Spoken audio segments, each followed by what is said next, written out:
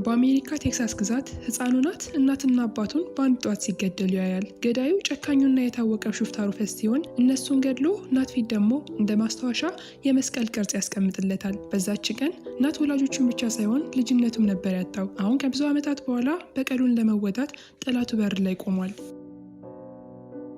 ማይክል በቴክሳስ ግዛት ከሚስቱና አንድ ልጅ የሚኖር ሰው ነበር። ያለፈ ህይወቱ በዝርፊያና ሰው በመግደል የተሞላ ቢሆንም አሁን ግን ያ ሁሉ ትቶ የሃይማኖት ሰው ሆኗል። ከቤተሰቡ ጋርም ሰላም ያለው ህይወት ይመራ ነበር። አንድ ቀን ለምሳ ተቀምጠው እያለ ጸሎት ሊያደርሱ ሲሉ በሩ ሲንኳኳ ይሰማሉ። ማይክል ተነስቶ በሩን ሲከፍተው ሩፈስ እንደሆነ ያያል። ሩፈስ ማለት በአካባቢው በጣም የታወቀ ሽፍታና በሁሉም የሚፈራ ወንበዴ ነው። ያገኘው ሰው ሁሉ የሚዘርፍና ሰውን ለመግደል ምንም ምክንያት የማይፈልግ ሰው ነበር። ማይክልም መጀመሪያ እንዳየው ፊቱ ላይ ፍርሃትና ድንጋጤ ይታይበታል።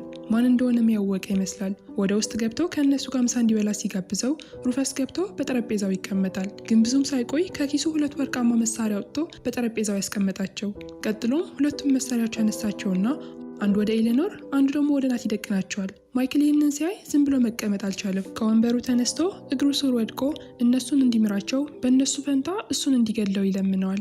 ሩፈስ ግን ሊሰማ ፈቃደኛ አልነበረም። መጀመሪያ በመሳሪያው ተኩሶ ኤሌኖርን ገደላት። ናት በወንበሩ ተቀምጦ ሳለ እየጮኸ ያለቅሳል። ማይክልም ደግሞ የወደቀችው ሚስቱ ጋር ሄዶ ያያታል።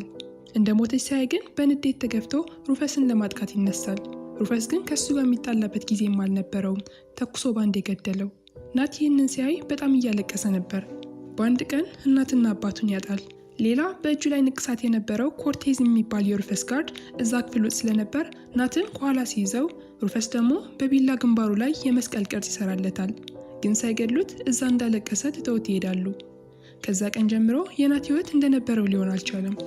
ከብዙ ዓመታት በኋላ ናት ትልቅ ሰው ሆኖ አንድ ቤተ ክርስቲያን ውስጥ እናየዋለን። ጎንበስ ብሎ ጸሎት እያደረገ እያለም ኮርቴዝ የተባለውን እጁ ላይ ንቅሳት ያለበት ሰውዬ ይመጣል። ናት ኮርቴዝ ማን እንደሆነ ያውቃል። ኮርቴዝ ግን ናትን አያስታውሰውም። በኋላ ግን ናት እንኳን ደህና መጣ እያለው ኮፍያውን ሲያወጣው ኮርቴዝ በግንባሩ ላይ የነበረው የመስቀል ቅርጽ አይቶ ማን እንደሆነ ያስታውሳል። ህፃን እያለ እናትና አባቱን የገደለበት ሰው ነው። አሁን ግን ያ ድሮ ሰው እንዳልሆነና እንደተቀየረ ሊያስረዳው ይሞክራል። ናት ግን ሊሰማውም አልፈለገም። ከልጅነቱ ጀምሮ ይችን የሚበቀልባት ቀን ሲጠብቅ ነበር። መሳሪያውን አውጥቶ ደጋግሞ ተኮሰበትና ኮርቴዝ ይሞታል። በከተማዋ በሌላ ክፍል ደግሞ ፒኬት የተባለ የናት ጋንግ አባል እናያለን። ባንክ ዘርፈው የሚሮጡ ሌቦች ስለነበሩ መንገድ ላይ ሆነው እስኪመጡ እየጠበቃቸው ነበር። ናት የሚተዳደረው በእንደዚህ አይነት ስራ ነው፣ ሌሎች ሌቦችን በመዝረፍ። ዛሬም እነዚህ ሌቦች ከፖሊስ አምልጠው ወደ በረሃው ሲሄዱ የናት ጋንግ እዛ ያገኟቸዋል። ፒኬት በሩኮን ሲተኩስባቸው አብዛኞቹ ይገደላሉ። በህይወት የቀሩት 3 ደግሞ ከፈረሳቸው ወርደው መተኮስ ጀመሩ። ግን ሌላ ጂም የተባለ የናት ጋንግ አባል መጥቶ ከኋላ ሲተኩስባቸው 2ቱ ይሞታሉ። አሁን የቀረው አንድ ብቻ ይሆናል። ስሙ ማንሮል ሲሆን የሩፈስ ሰው ነው። የተዘረፈውን ብር ወደ ሩፈስ እየወሰዱት ነበር። አሁን ሩፈስ ብሩ እንደተበላ ሲያቅ ለእነሱ ቀላል እንደማይሆን እየነገረ ያስፈራራቸዋል። እነሱ ግን ብዙም የፈሩ አይመስሉም። እንደውም የሩፈስ ሰው ከሆነ ሩፈስ ያለበት ቦታም ያውቃል ብለው ስለገመቱ ማርከው ይዘውት ወደ እነሱ ካምፕ ይወስዱታል። ምክንያቱ ናት ህይወቱን ሙሉ ሩፈስን ሲፈልገው ነበር። ለዛም ነው የሱ ሰዎች ናት ማንሮልን እንዲያገኘው የፈለጉት። በዛ ምሽት ግን ናት ፍቅረኛውን ሊያገኝ አንድ ክለብ ውስጥ ነበር። በዛ ሰዓት ፒኬት ናት ወደ ነበረበት ክለብ መጥቶ ያናግረዋል። ሩፈስን መፈለግ ዓመታት ነበር የፈጀባቸው። አሁን ግን ወደ እሱ ሊመራቸው የሚችል ሰው እንዳገኙ ሲነግረው ናት ጊዜ ሳያጠፋ ማንሮል ወደ ነበረበት ቦታ ይመጣል።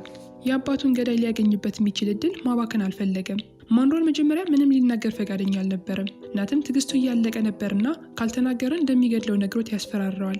ከዛ ማንሮል በጣም ስለፈራ የሚያውቀው እውነት ሁሉ መናገር ጀመረ። ሩፈስ ለብዙ ዓመታት ቴክሳስ ውስጥ ታስሮ እንደነበርና አሁን ግን ተፈቶ ሬድውል ወደሚባል ከተማ እንደሚሄድ ነገረው።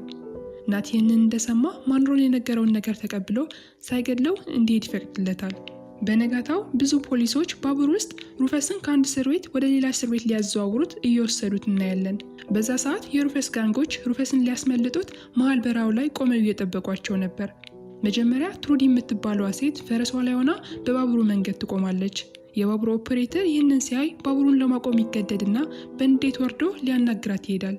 እሷ ግን ጭራሽ የሚለውን ሳትሰማው አንዴ ከተኮሰችበት በኋላ ከሌሎቹ ጋንግ ሆና ወደ ባቡሩ ትገባለች። ወደ ውስጥ ሲገቡ የእነሱ አባል የሆነው ቼሪክ ሌሎቹን እየመራ ይናገር ጀመር። ከዛ ግን ከፖሊሶቹ አንዱ መሳሪያውን አቀባብሎ እንዲያቆም ይነግራቸዋል። ቼሪክ የፖሊሱ ዛቻ ምንም አልመሰለውም። እንደውም ፖሊሱ ራሱ መሳሪያውን ካላስቀመጠ ተሳፋሪዎቹ በሙሉ እንደሚገላቸው ይነግረዋል። ያኔ ፖሊሱ ሌላ ምርጫ ስላልነበረው መሳሪያውን አስቀምጦ የእነሱ ትዕዛዝ መከተል ይጀምራል። ቼሪክ ቀጥሎ ፖሊሱን እንደ መከላከያ ተጠቅሞ ሩፈስ ወዳለበት ክፍል ይሄዳል።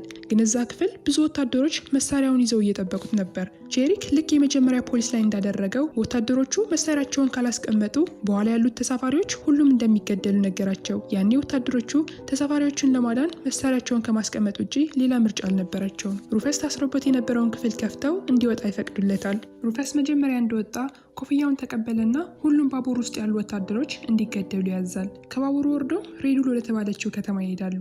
ሩፈስ ከተማዋን የገነባት ዘርፎ ባገኘው ብር ነበር። እሱ ሲታሰር ግን ዋይሊ የሚባል ጓደኛው ባዶራ ሰጥቶት ነበር የሄደው። እስካሁንም ከተማዋና ሩፈስ ትተውለት የሄደውን ብር ሲያስተዳድር ነበር። ሩፈስም መጀመሪያ ከተማ ውስጥ እንደገባ ወደ ባንኩ ነበር ያመራው። ከመታሰሩ በፊት ያስቀመጠው ብሩም እንዲሰጡት ጠይቃቸው።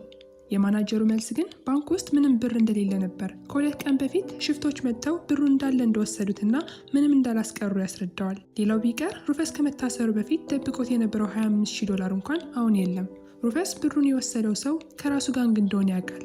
ቀጥ ብሎ ዋይሊ ጋር ይሄድና ለአንተ ስልቼ የሄድኩትን ብር የት ነው ብሎ ይጠይቀዋል። ዋይሊ ግን ብዙም የተጨነቀ አይመስልም።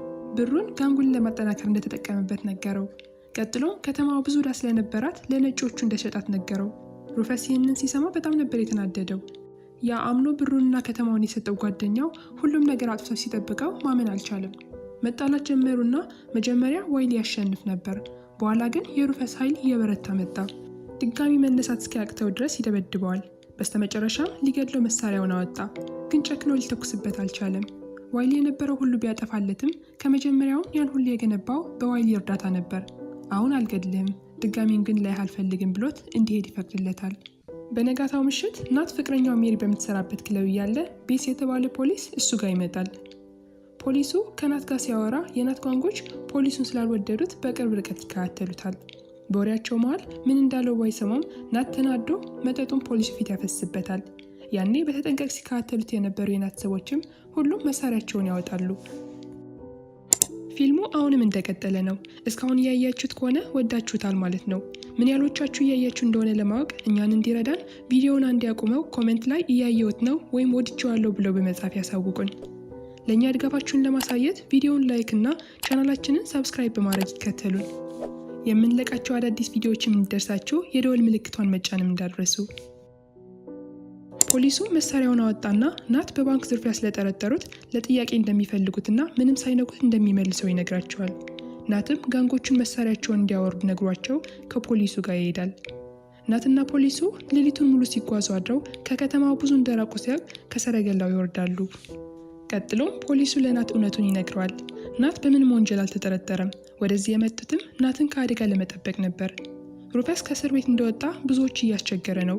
ፖሊሱም ይህንን ያውቃል፣ ግን ብቻውን ሊያሸንፈው እንደማይችል ያውቃል። አሁን ወደዚህ የመጣበት አንደኛ ምክንያትም የናት እርዳታ ለመጠየቅ ነበር። የናት ወላጆች ከዓመታት በፊት በሩፈስ ሲገደሉ ጉዳዩን ፖሊስ ቤስ ነበር ሲያጣራ የነበረው፣ ግን እስካሁን ሩፈስን ማሸነፍ አልቻለም። አሁን ግን ከናት ጋር ሆነው ሩፈስን ሊገድሉትና ናትም በቀሉን እንዲወጣ ይወስናሉ። ትንሽ ቆይተው የናት ጋንጎች ናት ደህና እንደሆነ ለማወቅ በፈረሳቸው ይመጣሉ። ከትላንት ጀምሮ ናትን ለማዳን ሌሊቱን ሙሉ ሲጓዙ ነበር። ናትም ይህንን ሲያቅ ወደ እነሱ ቀረበና ሊያስረዳቸው ሞክራል። እነሱ ግን እንዲናገርም እድል አልሰጡትም። ከፖሊሱ ጋር ያወራ ሁሉ ሰምተዋል። አሁን የወላጆቹን ገዳይ ሊበቀል ሲሄድ እነሱም አብረውት እንደሚሄዱ ይነግሩታል። ናት ግን ፈቃደኛ አልነበረም። የቤተሰቦቼን በቀል የምወጣው እኔ ነኝ እንጂ እናንተ አይደላችሁም አላቸው። በዚህ ሲከራከሩ ቆይተው መጨረሻ ላይ ብቻውን ሊሄድ እንደማይፈቅዱለት አስረግጠው ነገሩት። እሱ ብቻውን ሲሄድ ቆሞ ከማየት እነሱ ጋር ሄደው መሞት እንደሚፈልጉ ሲያሳውቁት እሺ ብሎ ፈቀደላቸው። ወደ ሬዱል ከተማ ስንመለስ ትሩዲ ነዋሪዎቹን ሰብስባ እያናገረቻቸው ነው። ዋይሊ ከተማቸውን ለነጮቹ ሊሸጣት ነበር። አሁን ግን እንዲያድኗት ከፈለጉ እያንዳንዳቸው $15,000 ማዋጣት እንዳለባቸው ትናገራለች። ነዋሪዎቹ ይህን ሲሰሙ በጣም ነበር የደነገጡት። ከእነሱ አንድ ሰው ድምፅ አውጥቶ እንደማይስማማ ሲናገር ግን ሩፈስ ህዝቡ መሃል ተኩሶ ይገድለዋል። ሌሎቹ ይህንን ሲያዩ የተባሉት ከማድረግ ውጪ ምንም ምርጫ እንደሌላቸው ያውቃሉ። የናት ጋንግ ደግሞ ከፖሊሱ ቤስ ጋር ሆነው ሩፈስን እንዴት እንደሚያጠቁት ይወያያሉ። በዛ መሃል ዋይሊ የወላለቁት ጥርሶቹ በወርቅ ተክቶ በጫካው እየሄደ እያለ ከእነሱ ጋር ይገናኛል። ወደሚኖሩበት ቦታ ይዘውት ከሄዱ በኋላ ስለ ሩፈስ የሚያውቀውን ሁሉ እንዲናገር ይጠይቁታል። ዋይሊ የሚያውቀውን እውነት ሁሉ ከተናገረ በኋላ እነሱ ለማድረግ ያቀዱትም ያውቃል። ግን አሁን እንደዛ ሆነው ወደ ከተማው ከሄዱ ሁሉም እንደሚሞቱ ነገራቸው። ባይሆን ምን ማድረግ እንደሌለባቸው ይመክራቸው ጀመር። ሩፈስ አሁን ከምንም ጊዜ በላይ ብር ያስፈልገዋል። ባለሀብቶች እንደሆናችሁና ከከተማው ልትገዙት የምትፈልጉ መጠጥ ቤት እንዳለ ነገሩት። ያኔ በከተማው ውስጥ ሰው እንዳስቀመጣችሁ ከውጭ ጥቃት መጀመር ትችላላችሁ ካላቸው በኋላ ሁሉም በሀሳቡ ይስማማሉ። በዛ ምሽት ሜሪ ባር መግዛት የፈለገች ባለሀብት መስላ ወደ ከተማዋ ትገባለች። ወደ አንድ ክለብም ስትሄድ ሩፈስን አገኘችውና ስለመጣችበት ጉዳይ ታወራው ጀመር። ግን በወሬዋ መሃል በስህተት ስለዘረፉት ብርም ታነሳለች። ያኔ ሩፈስ የራሱን ብር ከዘረፉት መሃል አንዷ ሜሪ እንደሆነች ያውቃል። አንድ ጊዜ ጭንቅላቷን ሲመቷት ሜሪ ራሷን ስታወደቀች። በነጋታው ናትና የሱ ጋንጎች ሜሪ ከሄደችበት አለመመለሷ ያስጨንቃቸው ጀመር። ምክንያቱም ከመጀመሪያው የተናገሩት ሜሪ ወደ ከተማው ሄዳ በዛ ምሽት እንድትመለስ ነበር። አሁን ግን ሌሊቱ አልፎም አልመጣችም። ናት ከዚህ በላይ መጠበቅ ስላልቻለ ሁሉም ጋንጎቹን አስከትሎ ወደ ከተማዋ ይገባል። የሩፈስ ሰዎችም ሜሪን ለማዳን ጓደኞቿ እንደሚመጡ ገምተው ስለነበር ትሩዲ እየመራቻቸው መሳሪያቸውን ይዘው ይጠብቋቸዋል። የሩፈስ ብርን የዘረፉት እነሱ መሆናቸውን ከነገረቻቸው በኋላ ሜሪ ታስራበት ወደ ነበረችበት ቦታ ጠቆመቻቸው። እሷን ማዳን ከፈለጉም የዘረፉት ብርና ተጨማሪ $10,000 ይዘው መምጣት እንዳለባቸው ነገረቻቸው። ካልሆነ ግን ሜሪ እንደምትገድላት የታወቀ ነበር። በዚህ ጊዜ ናት ተጣልቶ ሊያድናት እንደማይችል ያውቃል። የነበሩትም ጥቂቶች ስለነበሩ በትሩዲ ሀሳብ ተስማምተው ወደ ጫካው ይመለሳሉ። የተጠየቁትን ብር ለማግኘት ባንክ መዝረፍ አለባቸው። ይህ ደግሞ ለነሱ ከባድ አልነበረም። ግን መጀመሪያ ወደ ውስጥ ሲገቡ ሌሎች ሰዎች እንዳይጠረጥሯቸው ኮፊ የሴት ልብስ እንዲለብስ ያደርጋሉ። ሌሎቹ በውጭ ሆነው እየጠበቋቸው፣ ናት ግን እንደ ባል ይዞት ወደ ውስጥ ይገባል። ኮፊ መጀመሪያ እንደገባ ጉዳዩን ምንም ሳያንዛዛው ሊዘርፍ እንደመጣ ይነግራቸዋል። ሴቶቹ ግን ቀልድም ስለመሰላቸው ይስቁት ጀመር። ኮፊ እነሱን በመለመን ጊዜው ሊያጠፋ ስላልፈለገ መሳሪያውን አወጣና ያለው ብር ሁሉ እንዲሰጡ አስፈራራቸው። ናትም መሳሪያውን አውጥቶ ለጥበቆቹ መሳሪያቸውን እንዲያስቀምጡ ነገራቸው። በዚህ ስልት ብዙ ግርግር ሳይፈጠር የፈለጉትን ብር ይዘው ከባንኩ ይወጣሉ። ወደሚኖሩበት ጫካ ተመልሰው የዘረፉትን የብር መጠን ሲያዩት ግን በቂ እንዳልሆነ ያውቃሉ። አሁን ምን ማድረግ እንዳለባቸው እያሰቡ እያለ ዋይሊ ከሩፈስ የዘረፋቸው መሳሪያዎችን ይዞ ይመጣል። አዲስ ፕላን አውጥተው ወደ ተግባርም ይገባሉ። መጀመሪያ ፖሊሱ ቤስ ብሩና ቦምቦችን በሰረገላ ጭኖ ወደ ከተማዋ ይገባል። ቼሪክ ተቀብለው ሲፈትሸው ሩፈስ በሆቴል ውስጥ ሆኖ ይከታተላቸው ነበር። በዛ ሰዓት የሩፈስ ጋርዶች ወደ ሰረገላው መጠጋት ሲጀምሩ ቦምቡ ፈንድቶ ብዙዎችን ይገድላል። ቼሪክ በዚህ በጣም ተናዶ መሳሪያውን አወጣና ፖሊሱ ፊት ይደቅንበታል። ግን ብዙም ሳይቆይ ናት ትክክለኛውን ብርና ቦምብ ጭኖ ይገባል። እሱ በፈረስ ወደ ከተማዋ ሲገባ ጓደኞቹ በከተማዋ ዙሪያ ሆነው ይጠብቁት ነበር። ናት መሃል ላይ እንደደረሰ ሜሪን ካለቀቋት ብሩን እንደሚያቃጥለው ጮክ ብሎ ይናገራል። ሩፈስ አሁንም ሆቴል ውስጥ ሆኖ የሚፈጠረውን ነገር ይከታተላል። ትንሽ እንደቆየ ትሩዲ ሜሪን ይዛ ከፊት ትመጣለች። ናት ሜሪን ሳያት ደስ ብሎት ወደ እሷ መሄድ ሲጀምር ከኋላ ቼሪክ መሳሪያውን ደቅኖበታል። በዛ ሰዓት የናት ጓደኛ ጂም ከኋላ መጥቶ እሱም መሳሪያውን ያወጣል። አሁን ናትን ትተው ቼሪክ እና ጂም ፊት ለፊት እየተያዩ ነው። መጀመሪያ ቼሪክ አንድ ነገር ይናገራል። እስከ 3 እንደሚቆጥሩና ቀድሞ የተኮሰ እንደሚያሸንፍ። ጂም በፍጥነቱ ይተማመን ስለነበር በሀሳቡ ይስማማል። ቼሪክ ግን አጭበርባሪም ነበርና መቁጠር ጀምረው ገና 3 ሳይሉ ተኩሶ ጂምን ይገድለዋል። ይህ ሁሉ ሲፈጠር ሚኪ አንድ ቤት ውስጥ ሆኖ ያያቸው ነበር። ጂም እየተገደለም ሲያይ በጣም ይናደድና ከተደበቀበት ተነስቶ መተኮስ ይጀምራል። ጥቂት ወታደሮችን እንደገደለ ያቺ ብዙ ብር የጫነችውን ሰረገላም ተኩሶ እንድትፈነዳ ያደርጋል። ሩፈስ አይኑ እያየ ያ ሲጠብቀው የነበረው ብር ይቃጠላል። አሁን እዛ ሆኖ ማየትም አይፈልግም። ናትና ጋንጎቹም እንዲገደሉ ያዛል። በዛ ሰዓት በሩፈስ ጋንጎችና በናት ጋንጎች መሃል የተኩስ ልውውጥ ይጀመራል። እነሱ በዚህ መሃል እያሉ ሜሪ ደግሞ ትሩዲን ተከትላ አንድ ክፍል ውስጥ ይገባሉ። ትሩዲ በመሳሪያዋ እየተከላከለች ለደቂቃዎች ይፋለማሉ። በመጨረሻ ግን ሜሪ አሸንፋ ትሩዲን ትገድላታለች። በጋንጎቹ መሃል ደግሞ ናትና ቤስ በአስፋልቱ መሃል ሆነው ሲተኩሱ ሌሎች ጓዶቻቸው በጫፍ ሆነው ይከላከሉላቸዋል። በመጨረሻ ግን ማን እንደተኮሰበት ያላዩት አንድ ተኩስ ናትን መጥቶ ይጥለዋል። ፈረሱ ላይ ሆኖ ፊቱን በማስክ የተሸፈነ ሰው ነበር።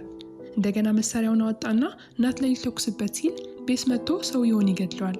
ናትም ከመሞት ያድነዋል። አሁን ናትና ቤስ በሰረገላው ተደብቀው እራሳቸውን ለመከላከል ይሞክራሉ። በሁሉ አቅጣጫ ተከበው ስለነበር ናት በልጅነቱ ያለቀሰውን እንባ ያስታውሳል።